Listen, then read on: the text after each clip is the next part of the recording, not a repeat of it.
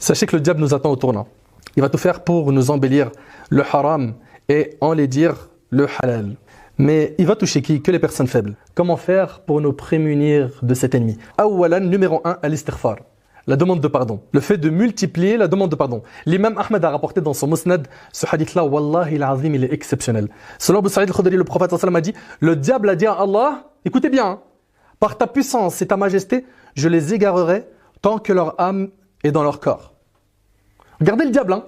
Par ta puissance, il dit à Allah, et ta majesté, je les égarerai tant que leur âme est dans leur corps. Puis Allah lui a dit, par ma puissance et ma majesté, je leur pardonnerai tant qu'ils me demandent pardon. Allahu Akbar. Wallahi, c'est magnifique. Donc la demande de pardon. 2, al-isti'adha. Le fait de demander la protection auprès d'Allah contre le diable et de son mal. Le fait de dire, a'udhu billahi minash shaytanir rajim. D'accord? Et si jamais le diable t'incite à faire le mal, cherche refuge auprès d'Allah contre le diable, car Allah entend et c'est tout. Et si jamais le diable t'incite à faire le mal, cherche refuge auprès d'Allah, car il entend et c'est tout. 3, al-mu'awwidhat, la récitation des 3 dernières sourates, al-ikhlas, al-falaq et al-nas. D'accord? Également, ayat al-kursi. Al-Bukhari, rahimahullah, a rapporté dans un hadith selon lequel un djinn a dit à Abu Huraira, quand tu iras te coucher, récite le verset de l'Kursi, d'accord? Allah enverra un gardien chez toi et aucun diable ne s'approchera de toi jusqu'au matin. Le prophète sallallahu alayhi wa sallam lui a dit alors, il t'a dit la vérité, bien qu'il soit un grand menteur.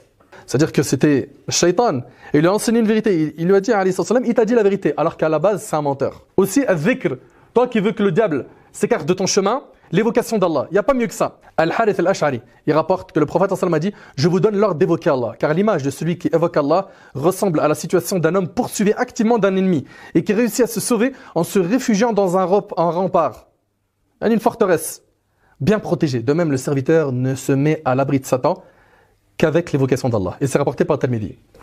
Et également la récitation des 2 derniers versets de Surat al-Baqarah. Le prophète sallallahu alayhi wa sallam, il a dit, celui qui récite les 2 derniers versets de Surat al-Baqarah la nuit se protège de tout mal, rapporté par le Bukhari. 7, les ablutions, toujours avoir ces ablutions, car comme vous le savez, les ablutions sont l'arme du croyant. 8, la multiplication des prières surrogatoires. 9, le fait de multiplier la prière sur le prophète sallallahu alayhi wa sallam. Al-ikthar min as-salat ala nabi sallallahu alayhi wa sallam. Imagine avec moi que ton supérieur au travail te suit sans relâche. Imagine qu'il attend de ta part la moindre erreur pour la comptabiliser et te la faire marquer. C'est pénible à supporter, n'est-ce pas? C'est dur. Ô toi qui crains ton responsable au travail, éprouves-tu ce même sentiment pour Allah subhanahu wa ta'ala qui t'a créé? Ton responsable, c'est qu'une créature d'Allah. Allah ta'ala l'a créé lui, ainsi que les cieux et la terre. Et ce qu'ils contiennent. Comment craindre les gens et ne pas craindre Allah? Donc toute personne qui a mangé le haram, qui a délaissé la prière, qui a baissé les bras et qui a arrêté de craindre Allah, que ces personnes-là reviennent vers Allah très rapidement. Ô toi qui ne négocies jamais les ordres de ton responsable sur terre, pourquoi est-ce que tu négocies tous les ordres d'Allah? Pourquoi? Pour finir, toi qui es noyé dans l'insouciance, jusqu'à quand tu vas continuer à désobéir à ton Seigneur? Jusqu'à quand tu vas continuer à prendre un autre chemin que celui du prophète sallallahu alayhi wa sallam? Réveille-toi. Et réveille-toi dès maintenant, de ton sommeil profond, de cette anesthésie générale qui t'a touché, avant qu'il ne soit trop tard et que la mort te vienne. Ne sais-tu pas que la mort peut te toucher à n'importe quel moment? Wallahi, qu'il est possible que l'ange de la mort vienne prendre ton âme tout de suite. Tout de suite. Il faut donc que tu en sois conscient à 1000%. Et sache que le jour du jugement est appelé par Allah subhanahu wa ta'ala le jour des regrets. Donc ressaisis-toi tout de suite. Combien de personnes ont délaissé le chemin du haram? Ils ont été éprouvés, puis après ils ont tenu. Et aujourd'hui ils sont très épanouis, ils sont très contents. Ils vivent bien. Ils ont enfin le repos intérieur. Qu'Allah tabaraka wa ta'ala nous préserve de cet ennemi